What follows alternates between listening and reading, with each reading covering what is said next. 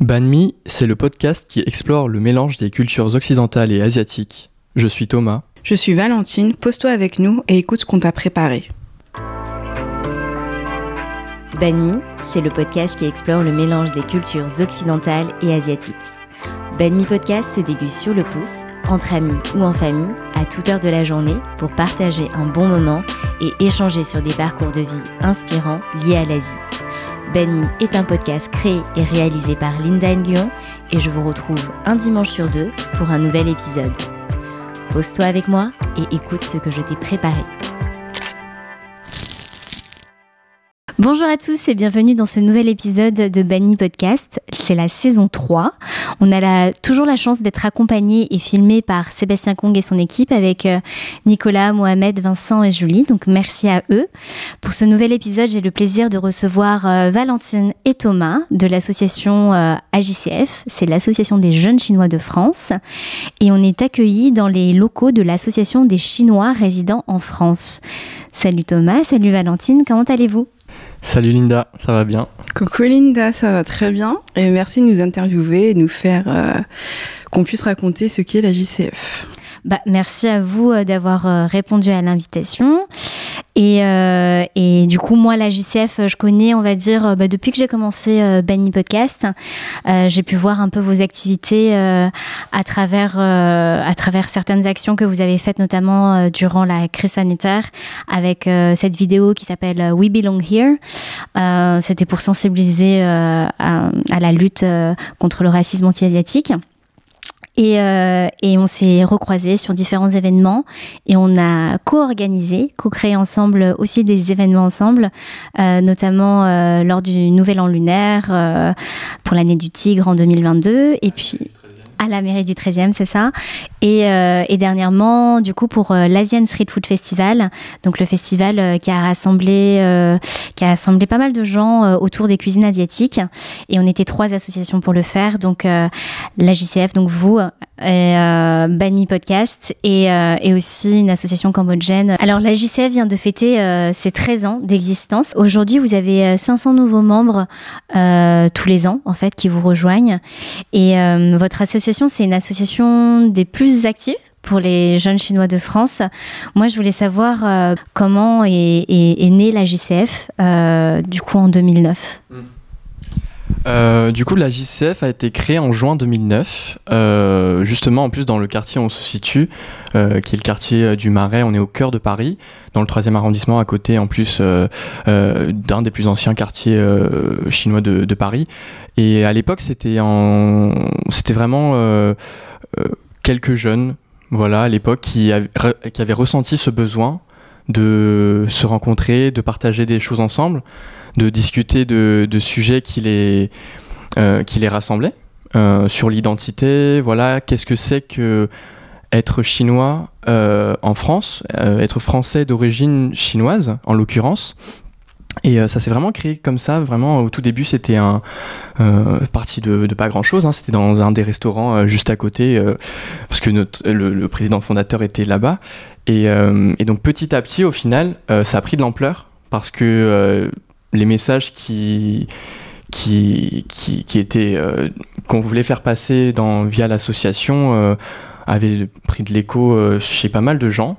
Et de plus en plus de gens sont du coup rapprochés de l'association, et ce qui fait qu'aujourd'hui on en est déjà aux 13 ans d'existence de l'association, et vraiment tout au long de ce parcours, je pense que l'association s'est un peu construite en même temps que toute une génération de Français d'origine chinoise en l'occurrence, qui sont davantage sensibles à tous ces sujets, voilà, d'identité franco-chinoise, comment allier ces deux cultures, comment être fier aussi de ce que l'on est et ce qu'on renvoie à la société, et donc parler de tout ça, et bien sûr aussi la lutte contre le racisme, qui est un sujet qui vraiment, j'allais dire chaque année, nous rappelle quand même un petit peu qu'on a des messages à faire passer, des combats dans lesquels on doit s'inscrire pour continuer à faire valoir nos droits et à ce que tout le monde puisse vivre dans le respect et dans la cohésion. Donc c'est vraiment comme ça que l'association a grandi depuis tous ces temps-là. Et ce qui est une richesse aussi aujourd'hui maintenant pour nous, c'est que en plus de réunir et de fédérer toutes ces personnes qui se reconnaissent dans l'association, eh bien, on a aussi un peu ce pouvoir aujourd'hui de représentation, de visibilité et de prendre la parole au nom d'un groupe de personnes, d'une communauté. Et c'est ça vraiment aujourd'hui qui est la force de l'association, de la JCF, d'avoir ce pouvoir de parole, de représentatif, voilà, de pouvoir échanger avec toi aujourd'hui pour parler vraiment de ce qui nous touche, et que les gens apprennent aussi à mieux comprendre, à mieux connaître qu'est-ce que l'immigration chinoise et les gens qui en découlent de cette immigration. Comme tu l'as dit, tu parlais notamment de la lutte contre le racisme anti-asiatique et chinoise aussi notamment. Vous avez différentes activités au sein de la JCF. Vous avez le média JCF, la Chinese Food Tour, React Asie, Histoire Diaspora, Plateforme Asie, et vous avez les interventions scolaires aussi pour sensibiliser. Est-ce que vous pouvez un peu nous expliquer, par exemple, qu'est-ce que vous faites dans le média JCF, Valentine ? Alors le média JCF, c'est l'idée qui est venue de Flora, qui est aujourd'hui plus trop dans l'asso, mais c'est elle qui a été fondatrice et qui a voulu porter le projet en fait, de visibiliser les Français d'origine chinoise à travers des vidéos. Donc c'est essentiellement parler de notre identité, de ce qui nous touche, et peut-être que ce qu'on va dire, en fait, ça va faire écho à d'autres personnes. Donc c'est comme ça que le projet Talk Show est né. Moi, je fais aussi partie, parce que j'ai fait partie du projet Chinese Food, où en fait, on fait découvrir la gastronomie chinoise. C'est trop bien. À en fait des personnes qui la connaissent pas. Ouais. Là, il y a eu le retour de Chinese Food Day dans un restaurant hongkongais, et de faire découvrir en fait qu'est-ce que la gastronomie hongkongaise. Parce que c'est important de dire qu'il y a de plus en plus de restaurants authentiques qui proposent de la nourriture authentique et qui se développent notamment à Paris ou même partout ailleurs. Et expliquer que la nourriture chinoise, c'est pas que des nems et du riz cantonais, quoi. Ouais, tout à fait. Et de voir aussi les spécificités de chaque province. Ouais, tout à fait. Ouais, tout à fait. Je fais également partie du projet Diaspora. De la diaspora chinoise, où en fait on essaye de recenser les différentes vagues d'immigration chinoise qui sont arrivées en France. Et moi par exemple je suis en charge de la vague d'immigration des Chinois qui sont partis en Outre-mer, dom-tom. Et moi, j'ignorais qu'il y avait déjà une vague de Chinois et qu'il y avait autant de Chinois là-bas. Et j'ai pu dialoguer avec donc une Française qui est d'origine chinoise et qui est née en Guyane. Et c'était trop intéressant parce qu'elle me disait qu'en Guyane, elle se sentait chinoise, qu'en France, elle se sentait guyanaise, et qu'en Chine, elle se sentait française. Donc en fait, c'est vraiment je pense que toute personne qui a une double ou triple culture, en fait, à un moment donné dans notre vie, je pense qu'on se pose des questions identitaires. Tout à fait. Et le fait, en fait, de se rencontrer, enfin des gens, en tout cas, qui vivent la même chose que nous, juste d'en parler, d'échanger et de raconter nos histoires, je pense qu'il y a quelque chose qui se crée et de se sentir écouté aussi. Moi, dans l'association, donc je suis arrivée en septembre 2021, donc à la rentrée dernière.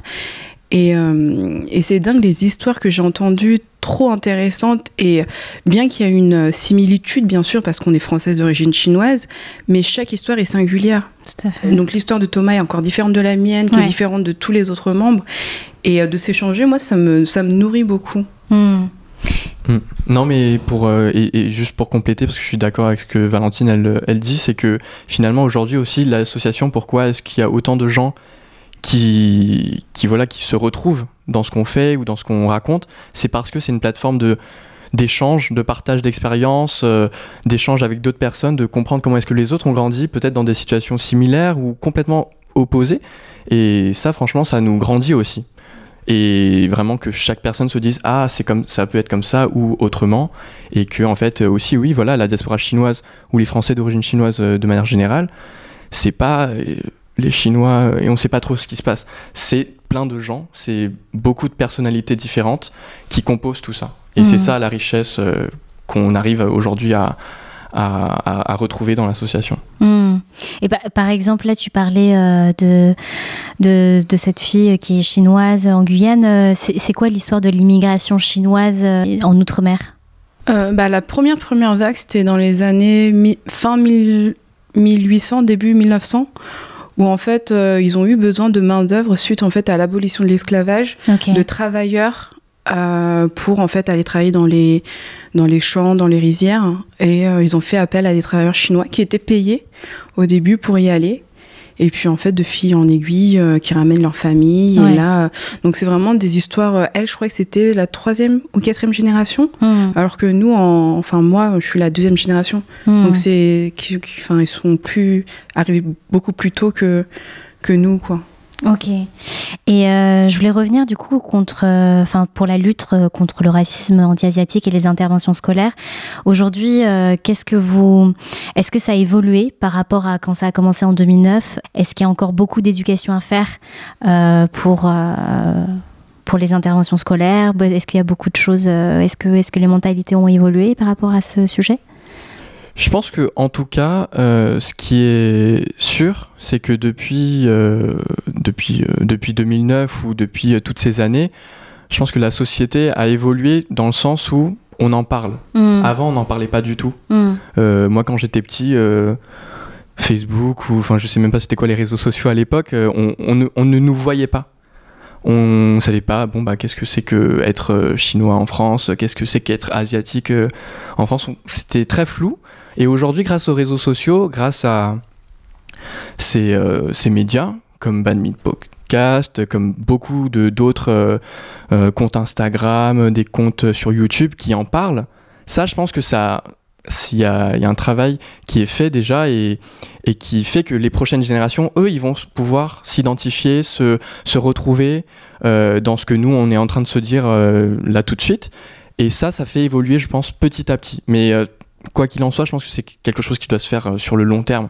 Et bien sûr, aujourd'hui, on fait toujours des interventions scolaires, que ce soit en école primaire ou au collège, voire au lycée. Parce que je pense qu'il y a toujours ce besoin que les autres en sachent plus sur toi, ce que tu es, ce que tu représentes. Et c'est toujours un dialogue, en fait. Toujours établir le dialogue à travers que ça soit des interventions ou que ça soit à travers des vidéos. C'est super important. Et à partir du moment où les gens vont apprendre à se comprendre, à se connaître, je pense que naturellement, il y aura moins de méfiance, de clichés ou de stéréotypes qui, au final, n'ont pas lieu d'être. Quels sont les témoignages en fait des membres de l'asso quand ils veulent se joindre à vous ? Qu'est-ce qu'ils recherchent en fait quand ils rejoignent la JCF ? Valentine peut témoigner, je pense. Je pense que la première chose qu'on recherche dans l'association, c'est de trouver des personnes qui nous ressemblent. Je pense que moi, j'ai connu beaucoup de personnes, moi y compris, d'origine asiatique, d'origine chinoise, mais qui n'ont pas grandi dans ce milieu-là. J'avais l'environnement familial qui était très chinois, mais j'ai grandi en banlieue parisienne et j'ai pas grandi en fait avec des amis chinois ou des amis asiatiques, que ce soit maternelle, primaire, collège, lycée. Et à un moment donné, en fait, en tout cas, moi, je ressentais le besoin de côtoyer des personnes qui me ressemblaient et qui pouvaient peut-être me comprendre. Et donc moi dans l'association je sais qu'il y a beaucoup de personnes qui se disent moi en fait j'ai pas je sais pas si on peut dire la chance, mais en tout cas qui n'ont pas eu l'occasion de côtoyer des personnes comme nous en fait. Donc voilà, après forcément période post-Covid, il y a eu beaucoup de personnes qui ont voulu se mobiliser pour en tout cas aider pour le racisme anti-asiatique en fait. Et moi ça m'épate toujours parce qu'il y a des jeunes qui ont 20 ans, 21 ans et qui se disent j'ai envie de faire quelque chose pour la communauté, alors que moi je sais, moi au même âge en fait ça m'a même pas traversé l'esprit. Donc je pense que le Covid en tout cas a mis une sonnette d'alarme où il y a quelque chose j'ai envie en tout cas de visibiliser la communauté asiatique, j'ai l'impression. Ok. Tu t'es enfin un peu comme une mission. T'avais envie de contribuer, de participer à cette visibilisation, quoi. Bah, moi personnellement oui, parce que moi quand le Covid est arrivé, j'étais en Chine, donc j'ai vécu tout le confinement en Chine. J'ai vu de très loin ce qui s'est passé en France, donc avec les médias, avec les réseaux sociaux, y compris ma sœur en fait qui me disait bah moi je porte un masque pour me protéger. En fait, il y a des gens ils m'évitent en fait dans la rue, plein de choses comme ça et en fait je me suis sentie vraiment impuissante à ce moment-là et j'avais vu que justement la JCF via Instagram était vraiment porte-parole pour cette communauté-là et j'ai trouvé ça assez fort parce que dans notre culture on n'a pas l'habitude de prendre la parole. Enfin, c'est pas quelque chose qu'on nous apprend en fait. Et je me suis dit mais trop cool en fait, une génération de Chinois ou d'Asiatiques qui osent prendre la parole. Et je pense qu'aussi parce que nos parents en fait ils sont pas en mesure de le faire parce qu'ils maîtrisent pas la langue. Tu vois, quand ils sont arrivés, ils étaient dans un état de survie, de vouloir en fait de nourrir leur famille, d'envoyer de l'argent au pays. Oui, ils n'avaient pas le temps de penser à ça. Ils n'avaient pas le temps, tu vois. Ils devaient nous élever, nous on est 4 enfants. Et aujourd'hui, grâce à eux, je peux me poser des questions un peu existentielles de comment je peux aider ma communauté, comment moi je peux rendre l'appareil, tu vois. Ouais. Mais je pense que c'est pas quelque chose d'évident en fait, de manière générale, d'avoir cette fibre qui me dit j'ai envie d'aller aider les gens qui me ressemblent ou alors de participer à un projet associatif, faire des projets pour aller casser des clichés, c'est pas quelque chose de... Je pense que même parce que nous justement ce que je disais tout à l'heure c'est-à-dire que nous moi j'ai grandi dans un milieu où je savais pas non plus à qui m'identifier, quand on parlait de racisme j'ai l'impression que ça ne nous concernait pas, je me sentais pas non plus conscient qu'il y avait quelque chose à faire, etc.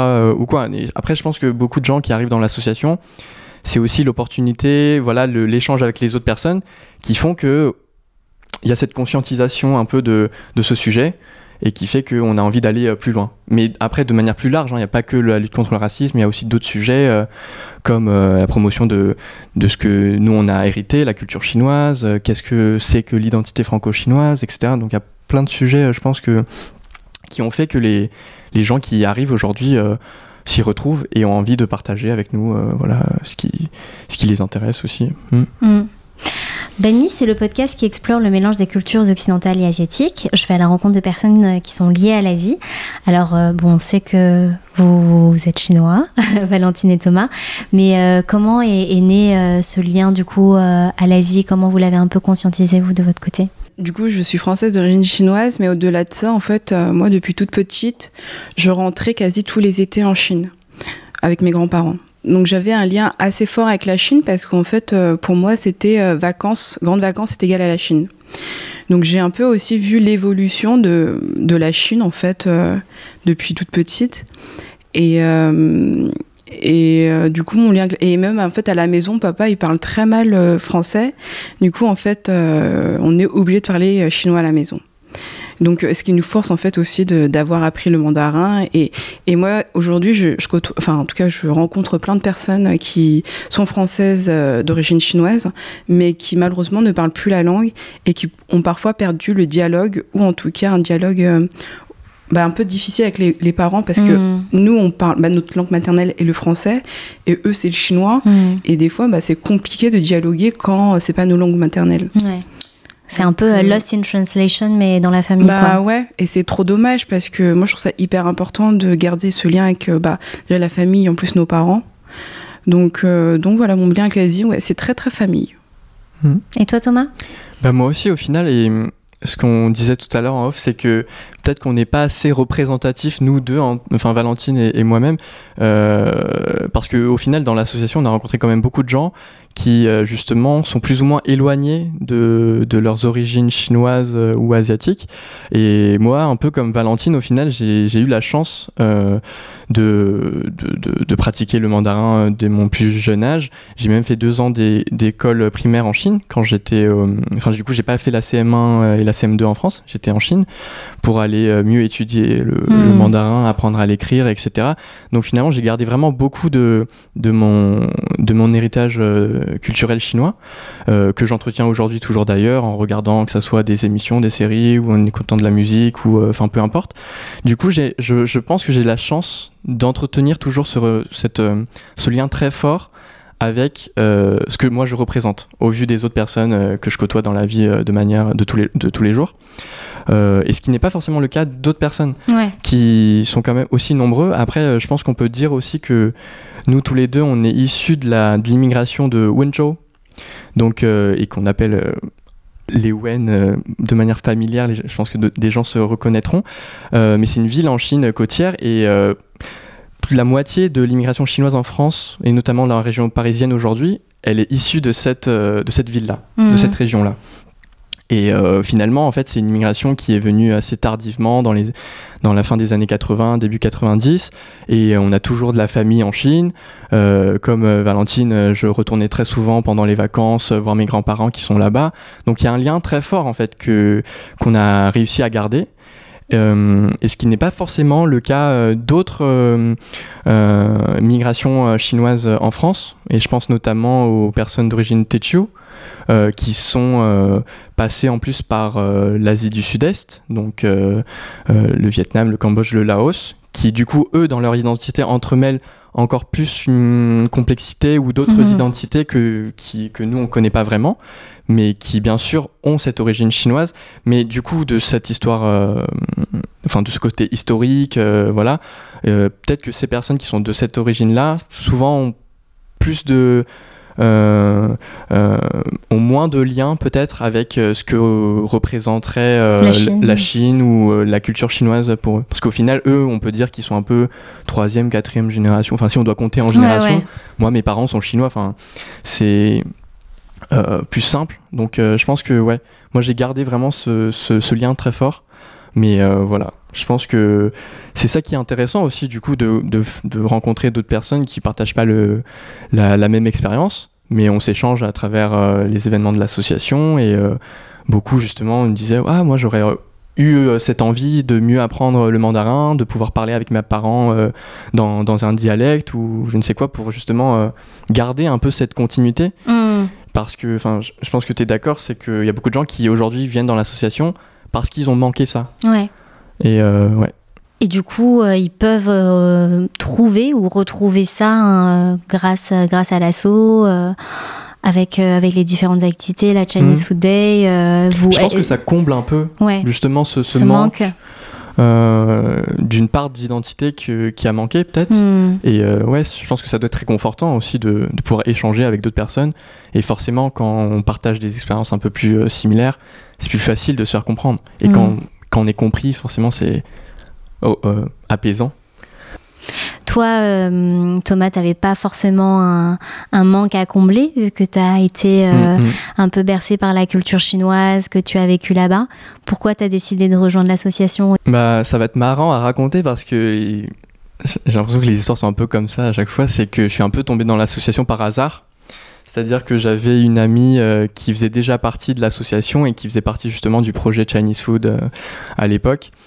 Et elle me disait ouais Thomas, ce serait chouette, intéressant que tu viennes découvrir cette association parce que du coup en plus avant la JCF j'avais eu aussi une petite expérience dans la traduction et le fait d'être interprète français-chinois, donc j'avais une petite expérience associative et donc voilà, on s'était dit ça peut être intéressant, tu peux venir faire des choses, etc. Et au début vraiment c'était pas du tout mon projet à l'époque, mais au final voilà, c'est un peu le hasard des choses qui a fait que je me suis retrouvé dans l'association et du coup je suis devenu membre et j'ai participé à divers projets, etc. Et puis un peu après c'est un peu les opportunités de la vie qui font que je suis devenu président l'année dernière et qu'on a envie de maintenant aussi de faire avancer les choses parce que on ressent aussi une petite responsabilité où le fait de se dire on peut faire des choses, on peut aider d'autres gens, peut-être inspirer d'autres gens, des plus jeunes ou des gens qui nous ressemblent, et je pense que c'est en ça que c'est motivant et inspirant pour tout le monde quoi. Moi j'ai une question pour Thomas. Du coup ça fait 1 an que t'es président, et qu'est-ce que ça t'a apporté ? À moi ? toi, ton personnellement, accueil? Elle me regarde comme si c'est un piège en fait en même temps. Non mais non, c'est intéressant parce que Est-ce que tu t'es retrouvé là-bas un peu par hasard et aujourd'hui tu es président pour 2 mandats? Non, pour 2 ans. Pour 2 ans, pardon. Un mandat, c'est 2 ans. Et ouais, et du coup c'est un concours d'opportunités qui t'a fait atterrir là. Et Ouais. Bah, quand j'ai eu cette opportunité qui est venue à moi, je me suis dit que, enfin, au début, je savais vraiment pas, parce que je m'attendais vraiment pas à ça quand je suis venu dans l'association. Mais je me dis que ce serait un beau challenge, parce que c'est pas non plus quelque chose qui arrive tous les jours et qui peut être donné vraiment à tout le monde. Donc je me suis dit pourquoi pas me challenger un peu dans le monde associatif, comment gérer des projets, comment embarquer d'autres gens avec toi pour avancer et pour faire des choses ensemble. Et c'est ça que j'ai voulu faire en devenant président de l'association. Et je pense que là, juste en 1 an là, de présidence, j'ai appris beaucoup. Déjà en côtoyant avec les autres personnes, avec les membres aussi, j'apprends de tous les jours avec les autres. Et du coup, je pense que je m'enrichis énormément personnellement et aussi dans ma vision d'entreprendre des choses, tout simplement. J'étais pas forcément quelqu'un de très sûr de moi ou voilà, très à l'aise face au public ou je sais pas comment dire, mais du coup, j'apprends tous les jours et je pense que ça s'apprend et c'est ça qui est aussi très fort pour moi personnellement.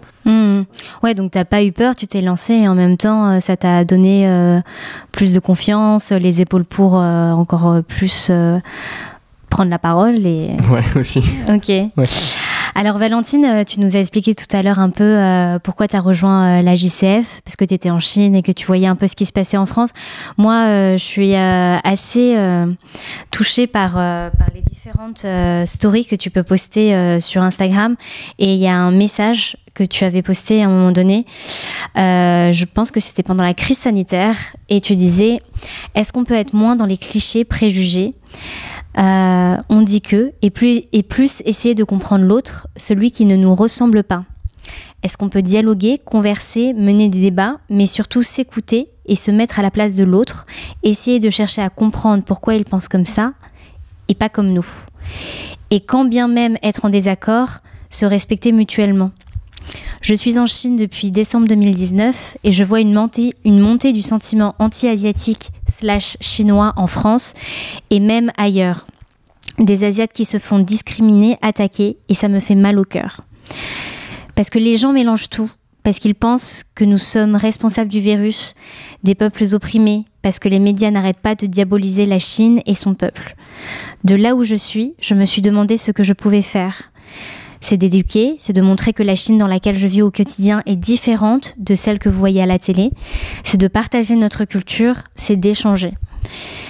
C'est de vous dire, je suis française d'origine chinoise, j'aime profondément la Chine, sa culture et les valeurs qui m'ont été transmises, autant que la France, pays dans lequel j'ai grandi et qui m'a donné une éducation. Parce que j'ai envie de faire partie de cette génération d'Asiatiques qui osent dire les choses et qui ont envie de faire bouger les choses à l'instar de la JCF. Et à cette époque, tu n'étais pas encore à la JCF. Ouais, j'avais écrit ça quand j'étais en Chine parce que je voyais de très loin et donc ce qui se passait et j'avais l'impression que moi, ce que je pouvais faire, c'était de montrer en fait aux gens ma Chine à moi, en fait, ma réalité de la Chine. Et j'ai l'impression qu'il y a plein de réalités. Donc, en fait, selon ton point de vue, ton angle de vue sera différent du mien. Et moi, j'avais juste de mon petit compte Instagram, j'avais juste envie de montrer à mes potes ce qu'était la Chine. Et donc, ce que je disais, donc la JCF postait en tout cas des stories où ils prenaient la parole, ils osaient prendre la parole. Et je m'étais dit, si en tout cas un jour je rentre en France, j'aimerais bien rejoindre cette association. Donc c'est là où je les ai rejoints en septembre dernier. Et en fait, cette envie de montrer la Chine, elle est toujours présente. Je l'avais commencé en Chine, j'ai continué en France à travers la JCF. Et je ne sais pas comment expliquer, mais j'ai l'impression d'avoir une mission. C'est bizarre à dire, mais moi je souhaite à tout le monde de trouver quelque chose qui les anime. Et j'ai l'impression que j'ai trouvé la mienne. J'ai l'impression que c'est de faire le pont, de faire le lien entre ces deux cultures. Et c'est là où moi, je me sens la plus utile, où j'ai l'impression d'apporter des choses aux gens. Moi, ça me touche. J'ai des personnes qui ont répondu à mes stories, des amis ou des gens que je connais pas, et qui me disent « Ah, du coup, Val, c'est ça la Chine ?» C'est ça, moi je la voyais pas du tout comme ça, c'est pas ce qu'on voit à la télé. Et juste ça, moi ça me suffit en fait. Et à quel point c'est fort, parce que c'est juste en fait une photo, c'est une vidéo, c'est un texte, mais ça peut peut-être changer en fait le point de vue qu'ils ont sur moi, ma culture d'origine. Donc je suis en mode, bah c'est fort en fait, donc faut que je continue. On devient nos propres médias en fait. Avec Instagram, les réseaux sociaux, on montre ce que nous on voit. Après, c'est pas aussi grand que la télévision. Il n'y a pas autant d'audience que la télévision, mais c'est pas au grave moins, en fait. Enfin moi, en fait, quand j'ai commencé, j'avais juste envie de montrer ce que je voyais. Et en fait, il suffit qu'une personne change d'avis sur la Chine parce que ma story, ça me suffit en fait. Tu vois, quand j'ai commencé, je me suis dit c'est pas pour toucher un max de gens parce que tu changeras pas les gens. Ouais. Mais tu vois, si grâce à toi, une personne dit en fait, c'est pas si... Enfin, je sais pas, tu vois, si on arrive à déconstruire des clichés et des idées reçues qu'ils ont sur la Chine, moi, j'ai tout gagné. Et c'est ce qu'on fait un peu aussi avec la JCF. C'est vraiment ça, en fait. C'est de montrer, en fait, qu'est-ce que notre culture ? Qu'est-ce que la culture chinoise ? Mais on le voit aussi de plus en plus aujourd'hui à travers des séries ou des films. Je pense notamment à Crazy Rich Asians, qui montrait la diaspora chinoise de Singapour, de Malaisie, des États-Unis. Il y a aussi le film Shang-Chi, qui est le premier film Marvel. Il a explosé le box-office mondial. La première fois qu'on voit un super-héros chinois dans sa culture chinoise. Il y a, je pense aussi à Frédéric Shaw avec son film Made in China. Est-ce que vous pensez que ça a vraiment un impact ? Vous, je sais pas, en tant que Chinois, est-ce que vous vous sentez beaucoup plus représenté qu'avant ? Comment vous voyez les choses, surtout par rapport à la France ? Toi, tu vois, Valentine, tu as vécu en Chine et tu es revenue en France. Est-ce que tu sens que les choses, elles ont changé quand tu es rentrée ? Je sais pas si je peux dire que les choses ont changé, mais moi j'ai changé. En fait, dans le sens où, en fait, il y aura toujours des personnes, qui, tu vois, moi j'ai grandi et quand des enfants m'insultaient de sale shintok ou de bol de riz, et en fait c'est triste, mais on a presque normalisé ça. En fait, tu vois, pour tous les enfants asiatiques d'être fait insulter shintok, c'est quelque chose de courant en fait. Et je pense qu'aujourd'hui, le média d'être plus représenté, en tout cas, j'espère que ça va faire changer les choses dans le sens où d'être plus visibilisé, en fait, d'avoir un poids dans la société française. Et moi, en fait, je sais que quand j'étais petite, j'ai manqué de ça, en fait. Tu vois, je regardais très peu les séries françaises, américaines. Je regardais beaucoup les séries chinoises parce que... Enfin, à l'époque, je ne me rendais pas compte, mais aujourd'hui, je sais que parce que... j'arrivais pas à m'identifier en fait ce que je voyais à la télé française et en tout cas oui, je pense que forcément en fait ça aide en fait d'avoir des représentations asiatiques dans des milieux comme dans les médias en fait, et surtout pour les générations futures. Donc là aujourd'hui, les enfants qui vont grandir avec ces films-là ou avec des vidéos, avec des comptes Instagram, le fait de voir aussi des gens qui prennent la parole, comme ce qu'on fait aujourd'hui, je pense que ça va inspirer les prochaines générations. Et pour le coup, je pense que pour eux, ils verront la différence par rapport à ce que nous, on a pu vivre quand on était petits. Donc je me dis quand même qu'il y a du positif et que les choses évoluent. Et le fait de se voir dans des médias, le fait de voir des films qui vont mettre en avant d'autres types de personnalités, que ça soit pas juste le chinois de la mafia chinoise, enfin voilà, une vraie complexité en fait du monde qui nous entoure, ça ne peut qu'améliorer les choses et la perception des gens, de nous-mêmes aussi, de ce que c'est qu'être français d'origine chinoise, qu'être asiatique, tout simplement. Et je pense que ça va évoluer de petit à petit, mais je pense qu'on peut être confiant. Enfin, moi, je reste positif, quoi. Je ne sais pas si vous partagez la même chose que moi, mais j'ai l'impression que la France a toujours eu cette vision un peu, une position défensive par rapport aux communautés, quelles qu'elles soient.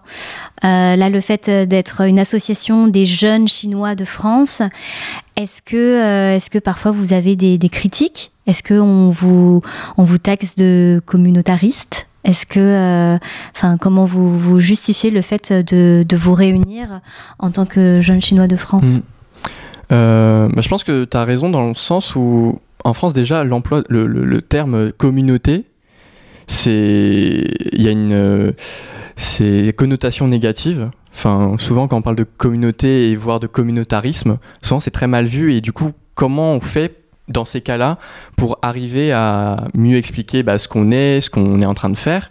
Parce que je sais notamment qu'aux États-Unis, le même terme n'a pas du tout la même connotation, où les gens ne reçoivent pas la même idée en entendant le mot de communauté, community. Et je me dis, et en plus c'est vrai que le nom de l'association, on en a même parlé entre nous, on se dit ah ouais, l'association des jeunes Chinois de France, ça veut dire que si t'es pas jeune, si t'es pas chinois, si t'es pas de France, tu peux pas aller dans cette association, quoi. C'est vrai qu'il y a un côté assez exclusif qui exclut les gens, je veux dire, dans la manière dont le nom de l'association a été formulé. Mais bon, c'est un nom un peu historique, du coup on l'a gardé. Mais justement, au contraire, tout ce qu'on a envie de faire, c'est de montrer que l'association, elle ouvre ses bras pour le plus de monde possible, et que les personnes qui sont intéressées de venir à la rencontre des gens, etc., tout le monde est bienvenu. Et je pense que c'est vraiment à travers les actions, à travers aussi, nous, le fait maintenant aujourd'hui d'être très actifs, très visibles sur les réseaux sociaux, de montrer ce qu'on fait, quel message on a envie de faire porter. Ça va naturellement, je pense, casser les idées. De se dire, ouais, c'est une communauté, c'est une secte, on sait pas ce qu'ils font. Et c'est par nos actions qu'on va arriver, je pense, à faire ça.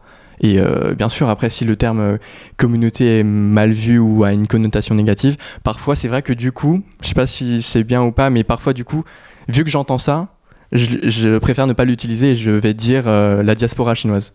Pour contourner la formulation la communauté chinoise, qui d'ailleurs c'est faux de dire la communauté chinoise, puisque comme ce qu'on a dit tout à l'heure, il y a plusieurs en fait communautés, plusieurs groupes ou sous-groupes qui font qu'il y a cette diaspora chinoise en France de manière générale. Et voilà, c'était un peu comment moi je voyais ce terme-là, et puis qu'est-ce que nous on a envie de faire pour justement changer cette impression. Moi, j'ai même pas envie de la changer, dans le sens où moi, je pense qu'il y a beaucoup de personnes qui font partie d'une même communauté qui ressentent en fait un besoin de se retrouver tout simplement, tu vois. Ah oui, non, mais sans nier ce besoin ou quoi de... Non, c'est pas, je suis pas en train de te contredire, mais je pense qu'il y a une connotation négative, mais en même temps, elle est réelle. Moi, j'ai ressenti un besoin au cours de ma vie de rencontrer d'autres personnes qui me ressemblaient et des Français d'origine chinoise. Donc c'est pas quelque chose en fait qu'on nie, et il n'y a pas en fait à vouloir changer. En fait, je pense que c'est juste naturel d'être dans un pays d'émigration qui accueille tellement de cultures différentes qu'à un moment donné, on a envie de retrouver les personnes qui nous ressemblent en fait. Sans pour autant, bien sûr, entretenir d'autres relations et aller à la rencontre aussi de personnes qui ne nous ressemblent pas. Et justement, vous avez le soutien de partenaires avec des institutions françaises. Comment est-ce que vous travaillez avec eux ? Ça aussi, justement, aujourd'hui, le fait de pouvoir travailler avec des institutions, des partenaires officiels qui sont des institutions françaises, des autorités assez importantes, c'est quelque chose qu'on a réussi à gagner au fil de ces années-là. C'est quelque chose au final qui, je pense, est le plus précieux, parce que, obtenir la reconnaissance de l'autre, là, du coup, en l'occurrence, c'est à travers des institutions qui ont un côté, qui portent le poids dans ce qu'ils font. C'est ça qui aussi nous donne de la valeur. Et aujourd'hui, du coup, on peut dire que la JCF est reconnue par ces différentes institutions. On est notamment, par exemple, dans le comité entente origine du défenseur des droits. On a des relations avec différents ministères aussi sur pas mal de sujets. On est sollicité. On est consulté, et notamment chaque année, donc la Commission nationale consultative des droits de l'homme qui émet un rapport sur la lutte contre la discrimination, etc. On participe aussi à la rédaction de ce rapport. Et c'est ça vraiment aussi qui nous donne du poids et cette représentation qu'on ne peut pas retrouver ailleurs. Et je pense qu'aujourd'hui, les institutions aussi ont besoin de nous pour faire remonter un peu la voix de ces personnes françaises d'origine chinoise, notamment quelles sont leurs conditions aujourd'hui actuelles, notamment dans ces sujets-là ou dans d'autres sujets. Donc je pense que c'est en ça on peut être fier de ce qu'on a fait jusqu'à maintenant et qu'on va continuer aussi comme ça à toujours mieux favoriser notre représentation et à parler de qui l'on est. Et du coup, vous avez aussi créé des synergies avec d'autres collectifs asiatiques, notamment j'en ai parlé en introduction, l'Asian Street Food Festival. Pourquoi c'était important pour vous de pouvoir de vous associer avec ces collectifs-là et de pouvoir concrétiser ces projets? Parce que je pense que c'est important de le faire ensemble. Et ça a tellement plus de valeur aussi que de le faire tout seul de notre côté. Mais le faire en fait avec toi, avec nous, il y a quelque chose de faire les choses ensemble et en grand. Et on peut faire tellement de choses en fait en étant tous ensemble, de créer en fait, comme tu disais, un espace d'échange et de bienveillance. Et je pense qu'on a réussi à le faire à travers cette première édition de la Asian Street Food Festival, de proposer en fait un lieu où les gens pouvaient venir découvrir la cuisine asiatique et de se rencontrer, de se retrouver. Et moi, je trouve ça très très fort de pouvoir en fait proposer ça. J'avais contacté pas mal de restaurateurs et un des messages qui m'a le plus touchée, c'est en fait c'est trop bien de pouvoir proposer ce genre d'initiative parce qu'on en voit tellement peu, tu vois. Et le fait que la JCF, Banh Mi Podcast, que Dara le propose, en fait, je pense que on remplit en fait aussi une sorte de mission, tu vois. Elle a plein de missions, Valentine. Non, mais t'as complètement raison. Et puis, je pense que moi, j'ai envie de dire aussi, c'est que finalement, parce que nous, on représente les personnes d'origine chinoise, mais finalement, les personnes d'origine asiatique, de manière générale en France, je pense qu'on a quand même un parcours similaire dans le vécu ou dans la manière dont on a pu entretenir des relations avec la société de manière générale. Et notamment sur ces sujets de stéréotypes, de clichés, etc. Et là, à travers ces projets qu'on fait ensemble, montrer aussi cette cohésion et se tenir les mains dans la main pour proposer des choses pour la communauté, là pour le coup asiatique. Du coup, vous avez organisé les 13 ans de la JCF et vous aviez invité aussi d'autres associations qui sont là depuis bien plus longtemps, des aînés. Donc il y a vraiment cet écart intergénérationnel. Eux, ce sont pas forcément les jeunes Chinois de France, mais du coup, est-ce qu'ils comprennent les enjeux que vous, la nouvelle génération, avez en comparaison avec eux, en fait? Est-ce qu'il y a comment se passe le dialogue en fait intergénérationnel? Je pense que ça, pour le coup, c'est aussi un vrai sujet, le dialogue intergénérationnel, qui n'est pas quelque chose d'évident forcément pour tout le monde d'ailleurs. Et du coup, on a en fait profité cette fois-ci des 13 ans de l'association pour nous rapprocher aussi de justement ces aînés, ces associations de première génération ou un peu la génération de nos parents ou grands-parents. Parce que eux, quand ils ont créé leurs associations, quels étaient vraiment leurs enjeux à eux? Ils n'étaient pas forcément culturels, j'imagine, ou... Eux, c'est grosso modo plus pour de la cohésion, un peu de la sociabilisation, se retrouver entre eux, ouais. Et puis aussi partager du coup, parce qu'il y a des associations un peu par endroit. Enfin voilà, c'est les associations de cet endroit-là. Et puis t'en as d'autres qui sont plus par secteur d'activité, qui sont plus dans le textile, dans l'alimentaire. Enfin voilà, c'est plus comme ça. Et c'est plus pour un besoin, je pense, de se retrouver entre eux. Et ce qui, du coup, est complètement différent de nous, comment est-ce que la JCF on s'est créé. Mais je pense que du coup, il y avait ce besoin justement de montrer à cette première génération et à nos aînés qu'est-ce que nous, en tant que jeunes, on fait. En fait, un peu comme en tant que leurs enfants, en France maintenant. Nous, on est né, on a grandi ici, on a plusieurs cultures, plusieurs identités qui se mélangent. Qu'est-ce que nous, on fait comme action? Qu'est-ce qui nous intéresse comme sujet? Et je pense que c'est vraiment l'occasion de le partager à nos aînés, vu qu'il y a un gap générationnel et aussi culturel, plusieurs gaps du coup, qui fait que parfois je pense que nous, ce qu'on fait, ils comprennent pas forcément, quoi, parce qu'on n'a pas les mêmes problématiques dans la vie, que ça soit notamment sur ces histoires de lutte contre le racisme. C'est pas quelque chose que eux ils vivent forcément au quotidien, et tant bien même ils le vivent, peut-être qu'ils s'en rendent même pas compte, ou qu'ils vont pas le recevoir de la même façon. Et aujourd'hui, nous, vu qu'on a grandi en France, on est français aussi avant tout, on peut porter ce qui nous traverse l'esprit, ce qu'on a envie de dire, et on comble aussi cette partie que eux ils n'ont pas forcément, de prendre la parole et de montrer ce que c'est que d'être un Chinois en France, quoi. Et c'est pour ça que c'était intéressant de faire ce rapprochement et d'établir cette relation avec eux, de confiance aussi avant tout, et aussi bien sûr de casser aussi des idées qui pourraient éventuellement avoir sur nous les jeunes. Enfin, moi l'idée la plus marquante qu'on me fait savoir, c'est que parce que c'est un peu leur besoin aussi à eux, cette génération, de se dire mais vous les jeunes, n'oubliez pas d'où vous venez, n'oubliez pas nous, papa, maman, d'où on vient, notre langue d'origine, nos valeurs, notre manière d'être, etc. Donc ne perdez pas ça. Et eux, ça c'est vraiment quelque chose qui, je pense qu'ils tiennent à cœur vraiment ce sujet-là.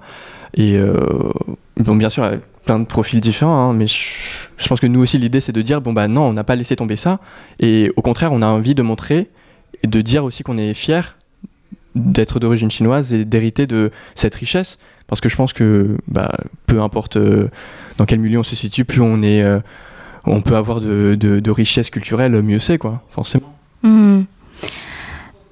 Du coup, en parlant des générations précédentes, qu'est-ce que disent vos parents de ce que vous faites? Moi, ils sont trop contents, forcément.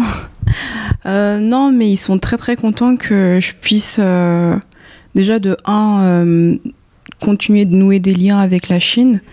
Papa, il est arrivé à 25 ans, donc il a une attache très forte à son pays, en fait. Et parfois, forcément, il a peur qu'on la perde, en fait, notre culture. Donc non. Et maman aussi, pareil, elle est née en 1975, donc elle est arrivée à 5-6 ans. Et elle me disait, moi, à mon époque, j'aurais aimé, en fait, d'avoir une association comme ça pour retrouver des gens qui me ressemblaient. Donc non, ils sont très, très contents qu'on puisse, en fait, proposer ça et de faire valoir, enfin, continuer à faire connaître notre culture d'origine, en fait. Et toi, Thomas ? J'avoue que là aussi, on revient au sujet de dialogue intergénérationnel. Avec mes parents, on n'en a pas forcément parlé de manière très précise. Enfin, le fait que je sois président de l'association aujourd'hui. Mais dans la manière dont ils vont le présenter à leurs amis ou à l'entourage, à ma famille en Chine, je pense que ils sont aussi contents, quoi, que j'ai pu entreprendre un peu un projet associatif comme ça, et qui puisse justement attirer d'autres personnes. Et en ça, je pense que on peut être fier de tout ce qu'on a pu faire, et c'est encourageant. Quels sont les projets pour la JCF ? Qu'est-ce qui va venir là prochainement ? On a plusieurs gros projets, donc je vais parler des gros projets qui vont arriver, notamment un grand projet qui aura lieu en automne 2023. C'est quasiment une première exposition au Musée national de l'immigration à la Porte Dorée, où il y aura une exposition sur les migrations asiatiques en France. Et du coup, là, on intervient aussi avec nos partenaires, donc avec les commissaires de l'exposition, des sociologues aussi, pour du coup nous contribuer dans l'immigration chinoise, pour faire partie de l'exposition. Et ça, c'est quelque chose qui va se dérouler un peu là sur toute l'année en préparation de cette exposition, parce que c'est quand même le Musée national de l'immigration, c'est le lieu qui parle vraiment de l'immigration et de toutes les richesses venues d'ailleurs et qui ont contribué à la richesse française. Et jusqu'à présent, l'Asie, en fait, de manière générale, n'a pas été vraiment mise en avant. Et aujourd'hui, cette exposition serait un peu cette occasion de nous mettre en avant, quoi. Je trouve ça assez dingue quand même qu'au musée de l'immigration et de l'histoire, qu'il n'y ait pas eu un focus sur l'Asie. Et il est temps maintenant et sur la Chine, sur les migrations chinoises, parce que la diaspora chinoise, de ce que j'ai vu par rapport aux chiffres, c'est la plus grande diaspora au monde en fait. Et je pense que la diaspora asiatique en France est une des plus grandes d'Europe. Et c'est que maintenant, en fait, qu'on la valorise, qu'on la met en lumière, alors qu'elle existe depuis tout le temps. En fait, tu parlais tout à l'heure, Valentine, de 4 générations en Outre-mer. Donc voilà, non mais c'est super ce projet. Je sais que vous avez aussi des projets de networking, de mettre en relation des jeunes avec des entreprises qui sont intéressées par leur profil professionnel pour des échanges.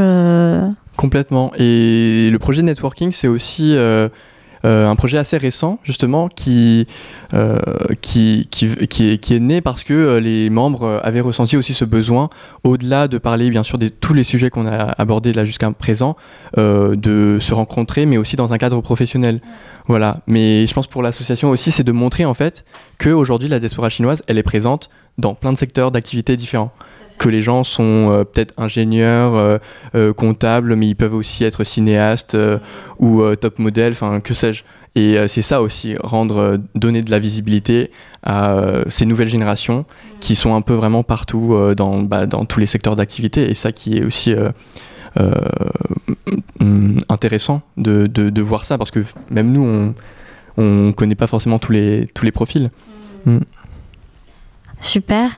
Toi, Valentine, tu vas bientôt repartir pour la Chine. Du coup, est-ce que tu as des choses que tu as envie de faire avant de partir, et quels sont tes projets pour 2023 ? Est-ce que tu as envie de continuer avec la JCF mais à distance ?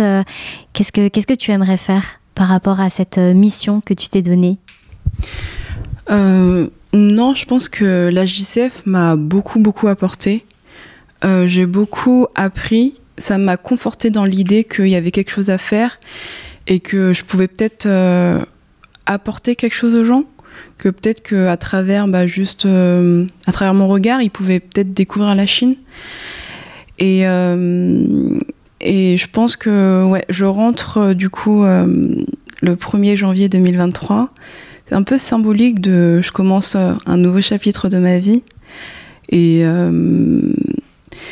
non, je pense que je vais continuer avec ce que j'ai commencé, en fait, que j'ai pas terminé, et de vagabonder en Chine et de continuer, en fait, à raconter ma vie en Chine pour que les gens, en fait, aient une idée de qu'est-ce que c'est de vivre en Chine. Et moi, j'ai la chance de pouvoir parler les deux langues, de vraiment pouvoir converser avec les locaux qui sont en Chine et de le raconter en fait en France. Et moi, je trouve que c'est trop bien en fait de pouvoir de faire le lien entre les deux. Donc, c'est ce que je vais continuer à faire en rentrant en Chine. Est-ce que vous avez des messages à faire passer à la diaspora chinoise en France, aux diasporas chinoises dans le monde, et aussi aux jeunes Chinois qui pourraient peut-être un jour regarder cette émission? Je vais commencer par dire que en fait, en grandissant dans deux cultures, je pense qu'il y a forcément en fait un moment où il y a une crise identitaire. Il y a un moment où tu te demandes qui tu es. Est-ce que je suis plus français? Est-ce que je suis plus chinois? Pourquoi les gens me voient différemment? Et ça m'est aussi arrivé, moi, quand j'étais beaucoup plus jeune, à me questionner en fait de qui je suis. Et en fait, ce que j'ai envie de dire à ces personnes-là, c'est qu'en fait, fais ton bout de chemin et en fait, les résultats arriveront en fait. Et aujourd'hui, moi, je suis vraiment en fait, ça fait un peu arrogant, mais je suis fière en fait de la personne que je suis devenue, avec ce que j'ai traversé. Et aujourd'hui, en fait, de pouvoir en fait en fait, aider la communauté chinoise au sein de l'association, et moi, en fait, de montrer ce que la Chine aux personnes qui la connaissent pas. Donc juste vivez, et j'espère que vous trouverez quelque chose qui vous animera autant que moi ça m'anime. Et du coup, moi, pour compléter, parce que j'ai trouvé un message super fort et intéressant, c'est que j'ai envie de partager aussi, c'est d'être fier de qui l'on est et de ce qu'on représente, et de ne pas hésiter, et d'aller à la rencontre des autres personnes, d'échanger, et de montrer en fait qu'est-ce qu'on représente. Et je pense que c'est ça le plus important, que ce soit personnellement ou à travers l'association. Et c'est comme ça qu'en fait on tisse des liens, justement, on casse des idées, et qu'on fait que les gens vont se rapprocher, et qu'on fait avancer en fait tout le monde ensemble, quoi. Et peut-être notamment par rapport aux Chinois en Chine, là tout à l'heure aussi tu disais ça, je pense que c'est intéressant parce que moi quand j'étais en Chine, les Chinois en Chine ont des préjugés sur les Chinois d'outre-mer ou les Chinois à l'étranger. Parce que y a certaines idées aussi de se dire ils ont quitté le pays, etc. Et ce que j'ai envie de dire à ces personnes aussi, c'est que il y a plein de gens en fait, pas forcément en Chine, mais qui sont aussi fiers d'avoir cet héritage chinois, d'être fiers de ce qu'ils sont, et au contraire on fait le lien justement entre toutes ces cultures et toutes ces identités différentes, et ça c'est quelque chose de riche, et j'espère qu'ils pourront le voir aussi, quoi, que tout le monde puisse voir ça. Est-ce que vous avez des dernières découvertes que vous avez faites qui sont liées à l'Asie, qu'elles soient en termes de musique, de cinéma, de livres, d'art, de plats, que vous aimeriez partager avec les auditeurs et les auditrices de Banni Podcast? Alors moi, j'aimerais bien mettre en valeur le plat de chez Mangkok, chez qui on a fait le premier retour du Chinese Food Day. C'était un canard croustillant avec purée de taro, et c'était quelque chose que nous, on n'avait jamais goûté, et c'est trop trop bon. Donc allez tous chez Mangkok, commandez ce plat. Et... On n'a même pas reçu d'ordre de publicité. Cet épisode n'est pas sponsorisé. Non, mais c'était vraiment une tuerie. Ok. Donc canard laqué avec purée de taro. Ouais. Trop bien. Et toi, Thomas? Non, mais après, je pense qu'on peut rester dans cette vibes de nourriture, parce que je pense que ça parle à tout le monde, d'aller aller dans les restaurants authentiques, que ça soit avec le projet Chinese Food de l'association ou soi-même, quoi, d'aller à la rencontre de ces différents plats que même moi je connais pas, qu'on connaît pas forcément nous-mêmes, et d'aller déguster, d'aller voir toute la richesse en fait culinaire. Du coup, merci beaucoup Valentine et Thomas. On va terminer cet épisode avec une musique que vous avez choisie. Ouais, on a réfléchi longtemps.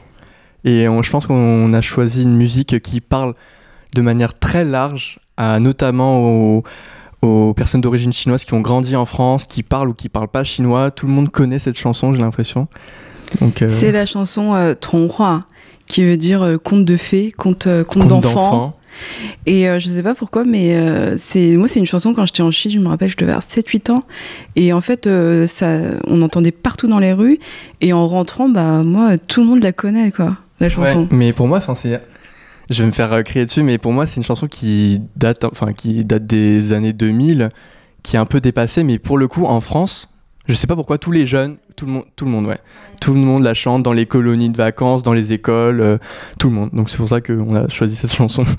Ok, merci beaucoup. Merci d'avoir accepté mon invitation, de continuer à partager vos actions, vos activités. C'est très très inspirant pour moi, pour d'autres. Pour moi, qui ai lancé le collectif Banni Podcast il y a un tout petit peu plus d'1 an, et de voir à quel point vous avez évolué, à quel point vous pouvez rassembler, et aussi avoir des partenaires, de créer des synergies, etc. Et ça donne envie de connaître un peu plus, toujours plus, découvrir la Chine et ses cultures chinoises.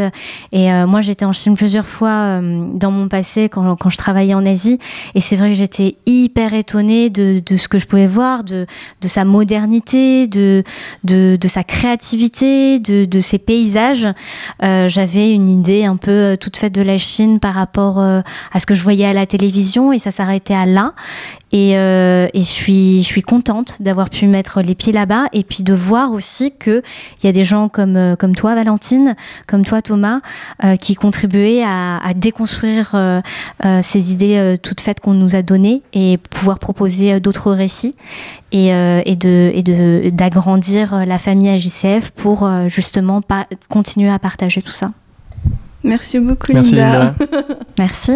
Bonjour à tous, donc nous allons vous chanter Tonghua, qui est la chanson que tous les Français d'origine chinoise connaissent. 1、2、3。我愿变成童话里你爱的那个天使，张开双手，变成翅膀守护你。你要相信，相信我们会像童话故事里，幸福和快乐是结局。我愿变成童话里你爱的那个天使，张开双手，变成翅膀守护你。你要相信，相信我们会像童话故事里，幸福和快乐是结局。耶耶！一起写我们的结局。谢谢大家 Merci à tous。J'espère que vous avez aimé cet épisode avec Valentine et Thomas de l'Association des jeunes chinois de France. Cet épisode me tient particulièrement à cœur car nous avons travaillé main dans la main, Banmi et AJCF, sur plusieurs événements mettant en lumière le rayonnement de l'Asie et ses cultures, avec notamment le Nouvel An lunaire avec la mairie du 13e, l'Asian Street Food Festival en 2022, et l'AJCF nous a aussi soutenus sur notre projet photographique qui s'appelle Humans of Chinatown, qui a été exposé dans le 13e arrondissement. Nous partageons les mêmes missions, qui sont de raconter des histoires plurielles, d'amplifier le rayonnement des cultures multiples dans un esprit de bienveillance et surtout ouvert à tous et à toutes. Donc vous pouvez retrouver toutes les actions de l'association sur leur page Instagram ajcf-fr. Pour soutenir Banmi et pour continuer à faire vivre le média, partagez, commentez sur YouTube, mettez des étoiles sur Spotify, Apple Podcasts, Deezer ou sur vos plateformes de podcasts préférées. Si vous souhaitez rejoindre la Banmi Community, adhérez à l'association sur www.ban-mi.co pour participer et soutenir le projet Banmi, rencontrer, échanger et prolonger l'expérience avec Banmi Community avec un accès au salon Discord. Et 3, profiter davantage et bons plans avec les partenaires Banmi. Vos contributions nous permettront de faire vivre et soutenir l'association, de continuer à créer, réaliser et produire des contenus audio et vidéo. Le lien pour devenir adhérent et contribuer à l'association est dans la description. À très bientôt pour les prochains épisodes de la saison 3 de Banmi.